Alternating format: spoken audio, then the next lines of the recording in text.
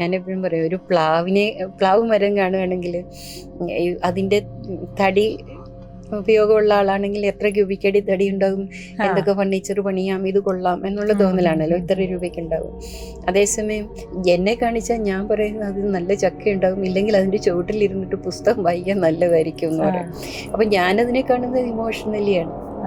മറ്റേ ആളതിൽ ഒരിക്കലും കണ്ടു. ഇനി ഇതിനെ ഒരു ശില്പിയെ കാണിച്ചാലോ, ശില്പി പറയുന്നത് എങ്ങനെയായിരിക്കും, ഈ തടി ഒരു പുരുഷ വിഗ്രഹം ഉണ്ടാക്കാൻ നല്ലതാണ്, അല്ലെങ്കിൽ ഒരു സ്ത്രീ വിഗ്രഹം ഉണ്ടാക്കാൻ നല്ലതാണ് എന്താണ് പറയുക. അപ്പൊ ഇത് പുരുഷനാണോ സ്ത്രീയാണോ, സ്ത്രീ വിഗ്രഹത്തിനാണോ നല്ലതെന്ന് ഒരു ലോജിക്കുണ്ട്. പക്ഷെ വിഗ്രഹം എന്ന് പറയുന്നതിനകത്തൊരു കലയുണ്ട്. അപ്പൊ ഇത് രണ്ടും കൂടെ കൂട്ടിയിട്ട് പൂർണ്ണ അവബോധം എന്ന് പറയും.